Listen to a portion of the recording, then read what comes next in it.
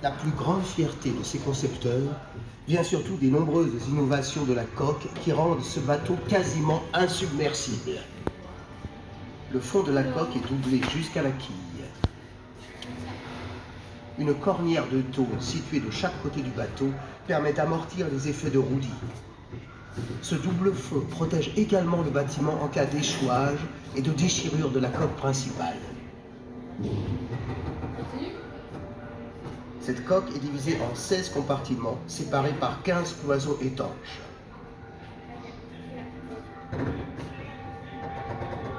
Si l'un des compartiments est touché, les portes de ces cloisons sont fermées depuis la passerelle à l'aide d'une commande électrique.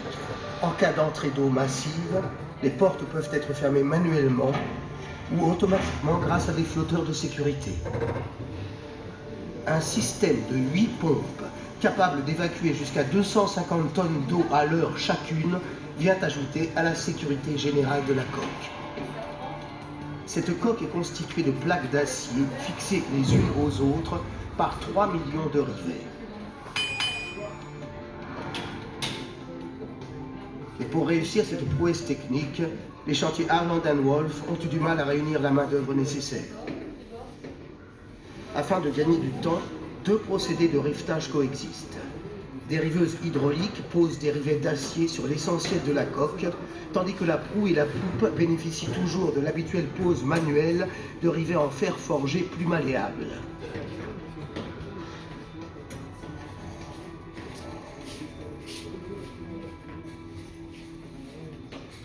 Pour son voyage inaugural, en matière de communication et de navigation, le Titanic embarque les équipements les plus modernes. Un réseau téléphonique indépendant permet à l'équipage de communiquer rapidement pour les besoins exclusifs de la navigation. Le système de télégraphie sans fil Marconi, très puissant et très innovant, sera également du voyage. Le 24 mars 1912, le Titanic est immatriculé au registre des navires de commerce. Le 2 avril 1912, le Colosse des mers effectue ses premiers essais sous la responsabilité des représentants des chantiers Harland & Wolff et en présence de son capitaine, le commandant Edward G. Smith.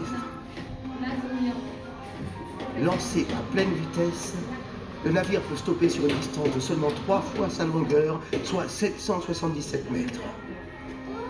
Le certificat de navigabilité est délivré par les autorités compétentes à l'issue de cette seule journée d'essai. Ce même 2 avril au soir, le Titanic quitte Belfast pour Southampton.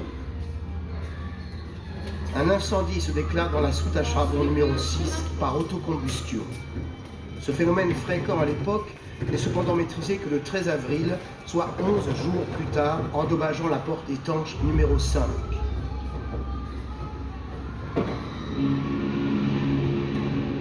Le 10 avril 1912, à 12h15, par un temps superbe, le géant d'acier quitte le port de Southampton.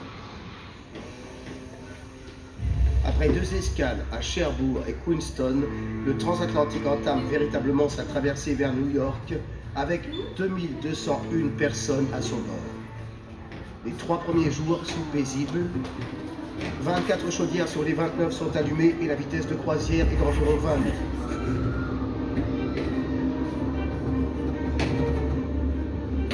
Le 14 avril, le Titanic reçoit de nombreux avis signalant des glaces flottantes. L'hiver 1912 a été très doux, engendrant une fonte des glaces inhabituelle. Plusieurs navires, et en particulier le SS Mesaba, indiquent la présence d'un champ de glace de 41 degrés 25 à 42 degrés de latitude nord et 49 degrés à 50 degrés 30 de longitude ouest. Or, la route du Titanic passe par 42 degrés de latitude nord et 47 degrés de longitude ouest et va donc traverser ce champ de glace. Le Titanic modifie alors son itinéraire, il met le cap légèrement plus au sud et poursuit sa route à pleine vitesse car la visibilité est jugée suffisante. Il rencontre l'iceberg isolé qui va lui être fatal aux abords du champ de glace. 14 avril, 23h40. L'une des 2 vigies détecte la présence d'un iceberg. L'information est à la fois donnée à l'ancienne par 3 sons de cloche, mais également par le téléphone interne.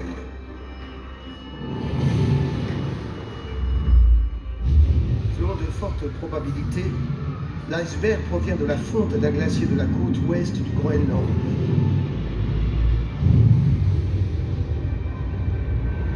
Il est donc vraisemblablement chargé de cailloux et de rochers de différentes tailles, aux angles plus ou moins aigus, qui peuvent rendre sa surface très abrasive.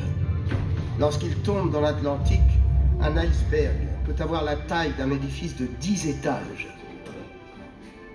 Des experts estiment que ce monstre de glace a pu voguer sur les eaux océaniques pendant 2 ans et parcourir environ 9654 km avant d'entrer en collision avec le Titanic. Au cours de leur course, ces icebergs peuvent basculer plusieurs fois, d'abord en rencontrant le courant froid du Labrador, puis le courant chaud du Gulf Stream qui les fait fondre doucement, formant un ensemble plein d'aspérité. À proximité du Titanic, cet iceberg est encore de dimension importante. De 15 à 30 mètres de hauteur, de 60 à 120 mètres de longueur. De plus, 85% de son volume est immergé.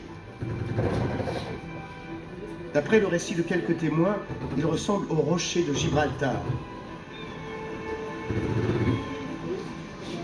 Lorsque l'iceberg est signalé, le bateau vire de 21 degrés sur la gauche afin d'éviter une collision frontale. À cet instant, le Titanic est à 41 degrés 43 de latitude nord et 49 degrés 56 ouest, soit à environ 750 km au sud-est de Terre-Neuve. 42 secondes après le signalement de l'iceberg, c'est le choc.